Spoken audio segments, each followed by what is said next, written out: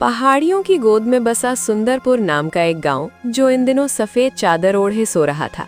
बाहर इतना कोहरा था कि हाथ को हाथ नहीं सूझता था। खून जमा देने वाली इस ठंड में जहां सूरज भी बादलों के बीच छिप गया था, वहां एक शख्स अपनी टूटी हुई चप्पलों को घिसता हुआ सड़क पर निकल पड़ा था। उसका नाम था मोहन। मोहन एक हाथ ठेला चलाता था। उसके कंधे पर एक पुराना सा जगह जगह से रफूक किया हुआ कंबल था जो हवा को रोकने में नाकाम था। मोहन की सांसें धुएं के गुबार की तरह बाहर आ रही थी। आज घर में राशन का डिब्बा खाली था और उसकी छोटी बेटी गुड़िया के लिए दवा के पैसे भी नहीं थे।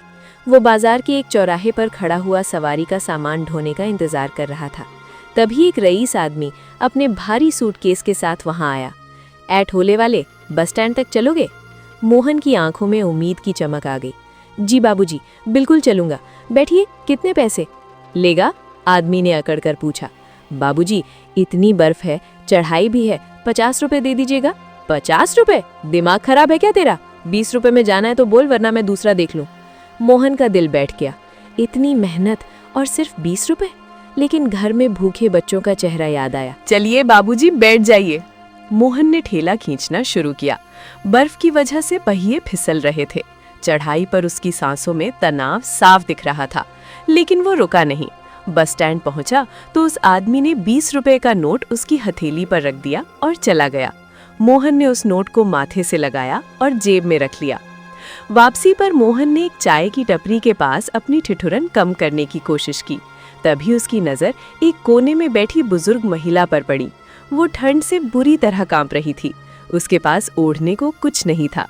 मोहन चाय पीने ही वाला था कि उसका मन पसीज गया। वो उस अम्मा के पास गया। "माँ जी, आप ठीक तो है ना?" बुढ़िया ने कांपते होठों से कहा।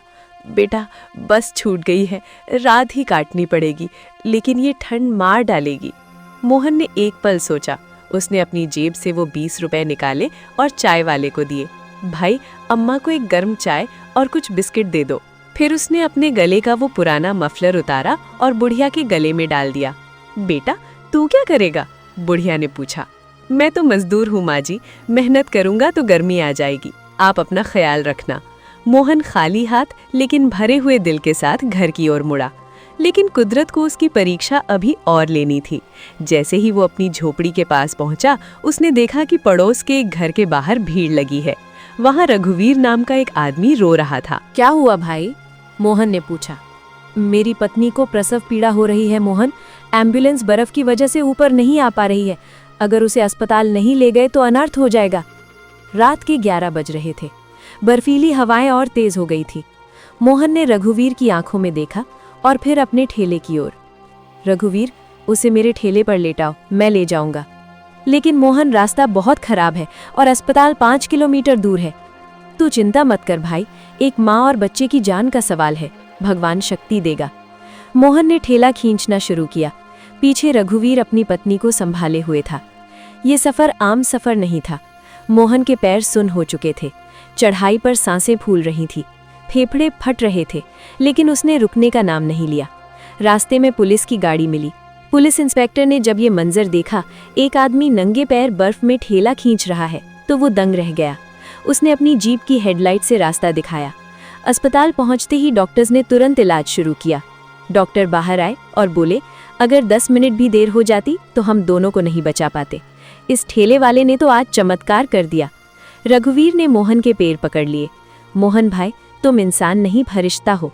मोहन मुस्कुराया, लेकिन अचानक उसकी आंखों के आगे अंधेरा छा गया। ठंड और थकन ने उसे तोड़ दिया था। वो वहीं जमीन पर ढेर हो गया। 2 दिन बाद मोहन को होश आया। वो अपने घर पर था।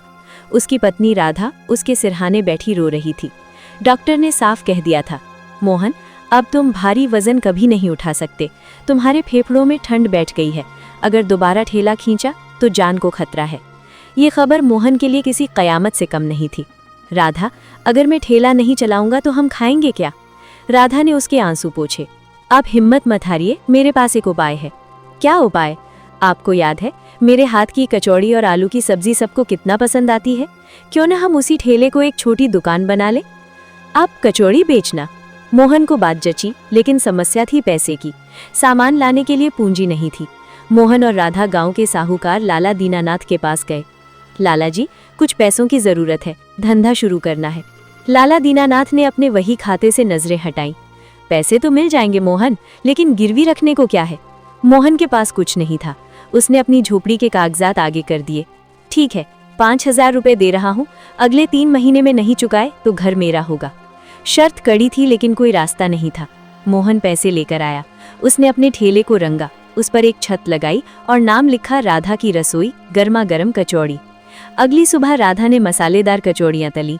खुशबू पूरे मोहल्ले में फैल गई। मोहन ठेला लेकर बाजार के नुक्कड़ पर खड़ा हो गया। आ जाओ भाई आ जाओ, गर्मा गर्म खस्ता कचौड़ी, ऐसी जो सर्दी भुला दे। पहले एक ग्राहक आया, फिर दूसरा आया। जिसने भी खाया उंगलियां चाटता रह गया। अरे वाह मोहन, मजा आ गया, 2 और बांधो।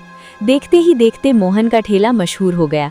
दोपहर होते होते सारी कचौड़ियां खत्म हो जाती। मोहन और राधा की मेहनत रंग ला रही थी। वो धीरे धीरे लाला का कर्जा चुकाने लगे, पैसे जमा करने लगे। लेकिन हर कहानी में एक विलेन जरूर होता है। बाजार में पहले से ही एक मिठाई और नाश्ते की दुकान थी, जिसका मालिक था किशन। किशन घमंडी था और मिलावटी सामान बेचता था। जब से मोहन की कचौड़ी मशहूर हुई, किशन की दुकान पर मक्खियां भिनभिनाने लगी थी। किशन अपनी दुकान के गल्ले पर बैठा जलता रहता। इस 2 टके के ठेले वाले ने मेरा धंधा चौपट कर दिया, इसे तो मैं सबक सिखा कर ही रहूंगा। सर्दी का मौसम अपने चरम पर था। ठाकुर विक्रम सिंह के बेटे की शादी तय हुई। ये गांव की सबसे बड़ी शादी थी। सरपंच ने मोहन को बुलाया। मोहन, मैंने सुना है तुम्हारी कचौड़ी का कोई जवाब नहीं। मेरे बेटे की शादी की नाश्ते की जिम्मेदारी तुम्हारी। मुझे 500 आदमियों के लिए कचौड़ी और सब्जी चाहिए, क्या तुम कर पाओगे? मोहन के हाथ जुड़ गए। मालिक, ये मेरे लिए सौभाग्य की बात है, आप बेफिक्र रहिए, मैं कोई शिकायत का मौका नहीं दूंगा। मोहन खुशी से झूमता हुआ घर आया। राधा, राधा, हमारी किस्मत बदल गई। अगर ये ऑर्डर पूरा कर दिया तो हम लाला का सारा कर्जा एक बार में ही चुका देंगे। दोनों ने दिन रात एक कर दिया। कच्चा मसाला आया, मसाले कूटे गए। शादी वाले दिन से एक रात पहले मोहन और राधा ने सारी तैयारियां कर ली थी। कचौड़ियों का मसाला और आटा तैयार करके बड़े बड़े बर्तन में रख दिया गया ताकि सुबह जल्दी तला जा सके। थके हारे दोनों सो गए। रात के 2 बजे जब पूरा गांव सो रहा था, किशन और उसका एक साथी चुपके से मोहन के घर की खिड़की से दाखिल हुआ। जल्दी कर किशन, वो फुसफुसाया। ये साला कल सरपंच के सामने ना कटवाएगा। उन्होंने तैयार मसाले और आटे के भरे बड़े बर्तन उठाए और चुपचाप वहां से रफू चक्कर हो गए। उन्होंने सारा मसाला ले जाकर पास वाले एक नाले में फेंक दिया। सुबह 4 बजे राधा उठी। जैसे ही वो रसोई में गई, उसकी एक चीख निकल गई। जी सुनिए, अनर्थ हो गया। मोहन हड़बड़ा कर उठा। रसोई खाली थी, न आटा न मसाला। हे भगवान, ये क्या हो गया? अब हम सरपंच जी को क्या मुंह दिखाएंगे? मेरी तो इज्जत मिट गई। राधा, मोहन फूट फूट कर रोने लगा। राधा भी डरी हुई थी, लेकिन उसने मोहन के कंधे पर हाथ रखा। रोने से कुछ नहीं होगा, हमारे पास अभी भी 4 घंटे हैं। बारात 9 बजे नाश्ता करेगी, लेकिन सामान, पैसे तो सब खत्म हो गए। सामान लाने में राधा ने अपने गले से सोने की एक पतली सी चेन उतारी। ये उसकी आखिरी निशानी थी। जाइए, सेठ की दुकान खुलवाइए और सामान लाइए, हम दोबारा बनाएंगे। मोहन ने मना किया, लेकिन राधा की जिद के आगे वो झुक गया। मोहन दौड़ता हुआ गया और सामान लेकर आया। पति पत्नी ने मशीन की तरह काम किया। राधा ने जल्दी जल्दी मसाला पीसा, मोहन ने आटा लगाया।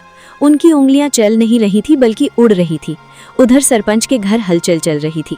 किशन वहां पहले से मौजूद था, चेहरे पर कपटी मुस्कान लिए।